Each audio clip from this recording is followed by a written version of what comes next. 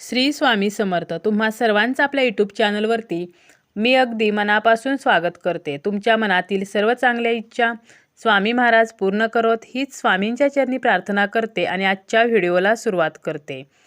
आजच्या व्हिडिओमध्ये आपण हरतालिकेच्या दिवशी स्त्रियांनी काही चुका करू नयेत, तसेच हा उपवास कधी सोडावा, आपल्याला एका सौभाग्यवतीला कोणती वस्तू दान स्वरूपात द्यायची आहे, तसेच जर सुतक मासिक धर्म आला तर काय करावे, तर याबद्दलची संपूर्ण माहिती आजच्या या व्हिडिओमध्ये आपण बघणार आहोत. भाद्रपद महिन्यातील शुक्ल पक्षातील तृतीयेला हरतालिका व्रत हे पाळले जाते आणि यावर्षी ही जी हरतालिका तृतीया आहे तर ती 18 सप्टेंबर 2023ला आहे. देवी पार्वतीला शिवशंकर यांना पतीच्या स्वरूपात प्राप्त करण्यासाठी तब्बल 107 वेळा जन्म घ्यावा लागला होता आणि 108वा जन्म घेतल्यानंतर माता पार्वतीच्या कठोर तपश्चर्या केल्यामुळे आणि भक्तीमुळे भगवान शिव हे प्रसन्न होऊन तिला त्यांनी पत्नी म्हणून स्वीकारले होते. आणि हे जे व्रत माता पार्वतीने केले होते तर या व्रतालाच आपण हरतालिका व्रत म्हणून ओळखतो. हरतालिका व्रत हे सर्व व्रतांमध्ये विशेष मानले जाते. कोणतीही स्त्री सर्व नियम पाळून या व्रताची उपासना करेल तर त्या स्त्रीवर माता पार्वती प्रसन्न होऊन तिच्या पतीला दीर्घायुष्य लाभेल तर असे वरदान देते अशी मान्यता आहे. हरतालिका हे व्रत हिंदू धर्मातील महिलांसाठी सांगितलेले एक धार्मिक व्रत आहे. हरिता म्हणजे जिला नेले ती आणि लिका म्हणजे सखी. तर पार्वतीला तिच्या सखीने हे व्रत करण्यासाठी अरण्यामध्ये नेले होते आणि म्हणूनच या व्रताला हरितालिका व्रत तर असे म्हटले आहे. पार्वतीला शिवप्राप्तीसाठी सखी तपश्चर्येला घेऊन गेली आणि म्हणूनच पार्वतीला हरतालिका म्हणून ओळखतात. हरतालिका व्रताला हरतालिका तीज किंवा तिजा असेही म्हणतात. हे जे व्रत आहे तर ते भाद्रपद महिन्यातील शुक्ल पक्षाच्या 3ऱ्या दिवशी पाळले जाते. या दिवशी स्त्रिया माता पार्वतीची मनापासून पूजा करतात आणि दिवसभर उपवास करून हा उपवास दुसऱ्या दिवशी सोडला जातो. हा जो उपवास आहे तर तो निर्जली उपवास केला जातो आणि दुसऱ्या दिवशी पूजा करूनच हा उपवास सोडला जातो. तसेच हरतालिका व्रताची पूजा मांडणीसुद्धा केली जाते. आणि हे व्रत सर्वप्रथम माता पार्वतीने शिवाला पती म्हणून प्राप्त करण्यासाठी केले होते आणि त्यांना अनुसरूनच माता पार्वती आणि शिव यांच्यासारखे आपल्यालाही वैवाहिक जीवन मिळावे म्हणून स्त्रिया हे व्रत करतात.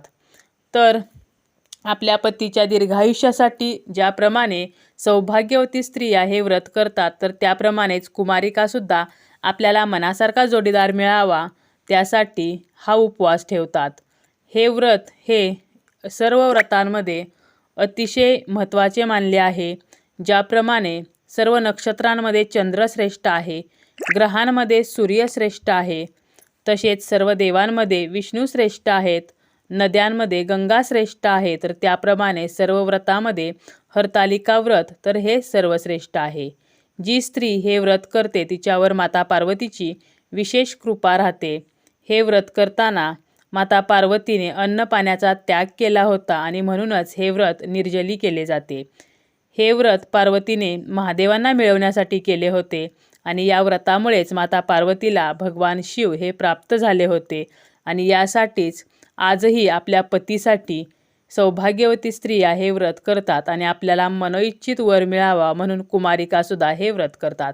परंतु या व्रताचे काही नियम आहेत.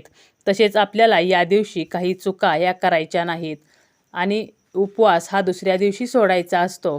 तर कोणत्या अशा चुका आहेत की या दिवशी ह्या चुका करू नयेत हे आपण बघणारच आहोत. पण त्यापूर्वी या दिवशी काही गोष्टी ह्या अवश्य करायच्या आहेत. तर या गोष्टी कोणत्या? हरतालिका व्रतामध्ये प्रथम गणपतीची पूजा करावी. गणेशाची पूजा केल्याने हे व्रत विना अडचणीचे पूर्ण होते तर अशी मान्यता आहे. त्यामुळे हरतालिका मातेची पूजा करण्या अगोदर आपल्याला गणपतीची पूजा करायची आहे. तसेच हरतालिका व्रत करणाऱ्या महिलांनी या दिवशी या व्रताची कथा ही ऐकलीच पाहिजे. हरतालिका तीजचे जे व्रत आहे तर ते कहाणी ऐकल्याशिवाय अपूर्ण मानले जाते. तसेच या दिवशी महिलांनी एकत्र येऊन माता पार्वतीचे भजन करावे, जप करावा. यामुळे आपल्याला माता पार्वतींचे आशीर्वाद मिळतात व सर्व वातावरण हे चैतन्यदायी होते. श्रद्धेनुसार या दिवशी उपवास करणाऱ्या स्त्रीने घरी पूजेच्या ठिकाणी दिवसभर दिवा लावावा. हा दिवा 24 तास तेवत राहिला पाहिजे, म्हणजे किमान 24 तास हा दिवा प्रज्वलित ठेवावा. तसेच जो उपवास आहे तर तो दुसऱ्या दिवशी सोडावा आणि शक्य असेल तर हा उपवास निर्जली करावा. परंतु काही कारणाने तुम्हाला पाणी न पिता जर हा उपवास करणे शक्य होत नसेल तर तुम्ही फलाहार हा करू शकता. आता पाहूया की आपल्याला या दिवशी कोणत्या चुका या महिलांनी चुकूनही करायच्या नाहीत. तर सर्वात पहिली चूक म्हणजे महिलांनी चुकूनही काळे वस्त्र परिधान करू नयेत.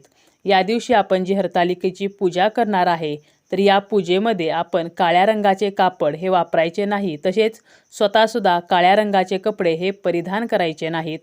काळा जो रंग आहे तर त्याला हिंदू संस्कृतीमध्ये पूजेमध्ये तसेच धार्मिक कार्यांमध्ये अशुभ मानले आहे.